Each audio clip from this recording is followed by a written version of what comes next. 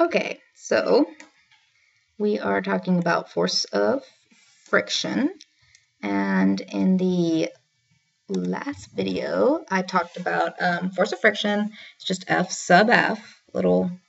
Make sure you're keeping your subscripts not as big as this. All right, so force of friction, and then this was the coefficient of friction, the Greek letter mu. It does not have units. Force of friction, of course, measured in newtons. This is just how frictiony or rough something is. So like sandpaper would have a greater coefficient of friction than like a smooth piece of metal or ice or something like that. All right, so anyway, what I want to do is compare force of friction. I want to see how it's related to your coefficient of friction. So proportional, remember that's Greek letter alpha, it means proportional to. And what happens if you have a greater coefficient of friction, like sandpaper versus the smooth metal I mentioned?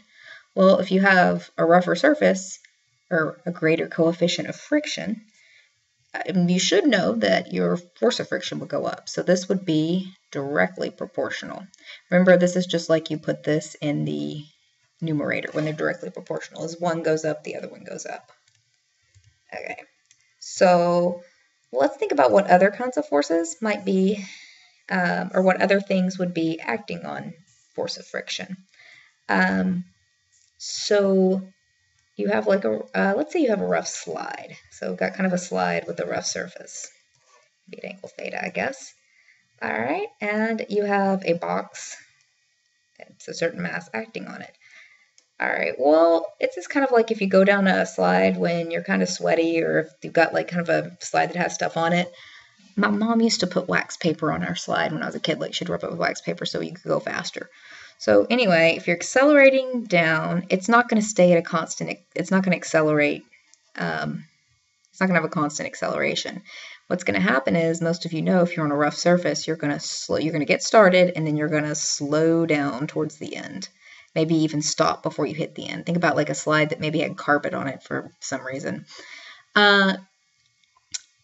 Anyway, so basically you have your force of friction acting this way. Now, what's causing that? Most people would probably want to say that it's its weight acting on it. But that's actually not the case, because think about it. You can have this object just in free fall and its weight would be acting on it, right? There's no friction. Friction's not like a characteristic of the object itself necessarily. It has to do with how the object is interacting with something, which hopefully you realize is the surface. And what is the force that we associate with the surface?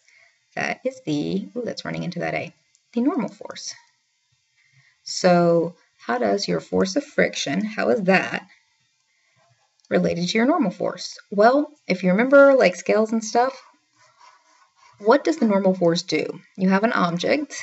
It's like pushing down on the surface because it's weight, or maybe somebody's pushing on it.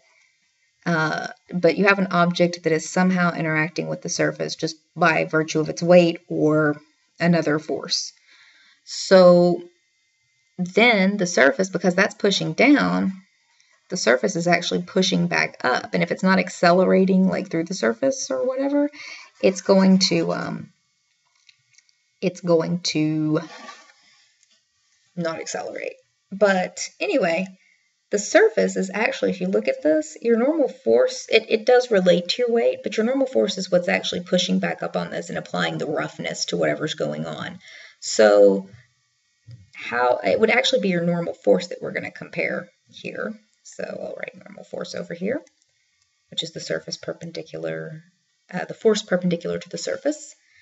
All right, so you have normal force. So how does force of friction react to that? Well, if you press on something and make its normal force greater, then hopefully you see your force of friction will go up, like the classes we did this in when you press the sandpaper on the table.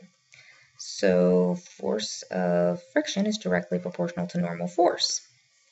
All right, from this, you can get an equation.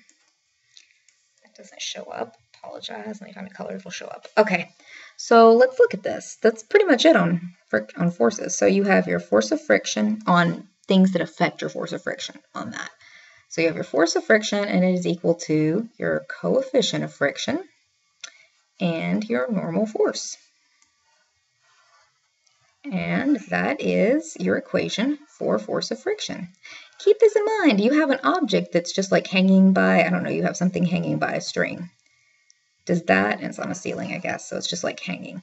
Does that have any frictional force? Well, does it have a surface? No. So it has no normal force, it has no frictional force. So that, no frictional force. I just wanted to point that out. You have to have a surface to have frictional force because you have to have a surface for normal force.